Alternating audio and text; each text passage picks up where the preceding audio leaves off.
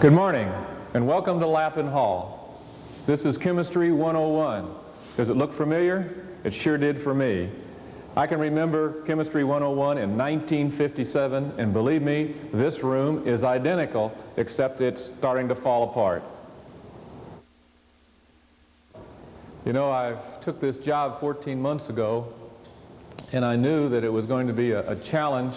This institution has such a noble history about it, and I was really concerned about whether I could really fill the bill to serve Eastern Kentucky. We've run into some problems here that I was unaware of when I took the job, and we're really standing in an area where I think one of our major problems exists. It's not the normal process for me to communicate to you through video. I'd love to have each one of you walk through this wonderful facility that we have here. As a matter of fact, when I came in this morning, it was the first time that I'd really been in this room. And I'm amazed. I almost went back to 1957 when I started college, because I was in a chemistry lab just like this one. And here I am 30-plus years later walking into the same technology at a time when we're trying to provide the best opportunity for young people in Eastern Kentucky. I was particularly amazed at this Bunsen burner. I can honestly remember in 1957 learning how to light one of these. And here in 1993, because of lack of facilities, etc., we're using the same technology. We're going to walk you through what a laboratory should look like, and then we're going to talk about how we can get there. Because through your generosity in the last legislative session, we were able to solve part of this problem, but not this problem. What we're looking at here is 60-year-old technology, because that's how old this building is. These are what are known as fume hoods. Now, all of you have heard of OSHA. OSHA makes sure that we stay in a safe environment. Well, I can tell you this 60-year-old technology is not safe for our students. If there is an accident, theoretically, you can shut this down and the fumes will go up. That doesn't occur here because there's nothing to pull down. And look here. If something did happen, I need to run under this fine shower and be drenched. Is this the technology that we really want for the people who will be the future leaders of Eastern Kentucky? Here we are at our lab station.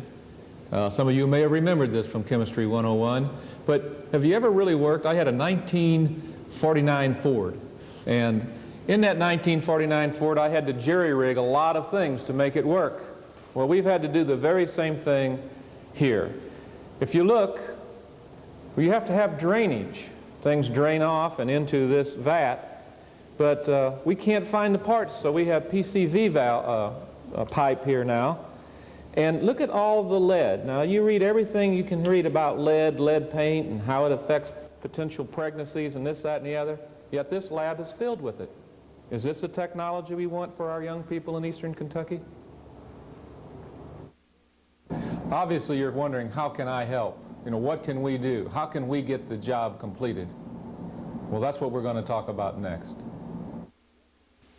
Well, you had the opportunity to see Lappin Hall 60 years ago. Now you can see it 1993. This is really because of your help, because in 1990, you passed the legislation necessary for us to build this laboratory facility.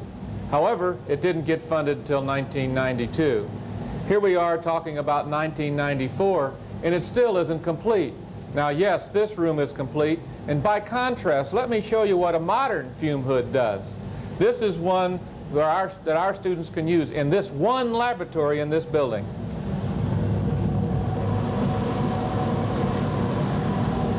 You can hear the suction. You know that our children are safe. And this is what we want for all of our people in all of our classrooms. Well, here we are in the other part of the floor of Lappin Hall. You've just seen the only lab that was finished for chemistry on this floor, out of 5. You can see by the expansiveness here, we're ready. And how can we get this project funded? If this is not a continuation funding of a building, I don't know what is. We're talking about $6.8 million, not only to finish these 4 laboratories, but to remodel the materials and the rooms that we have seen in the other building. So you ask, how can you help? Well, if we don't get it done this year, we're talking about 4, 5, or 6 years before we can put safe conditions in front of our students. Have any of you ever built a new house or a new business? Would you leave it like this? I know in order to make this look like the other labs, we're talking at escalated prices.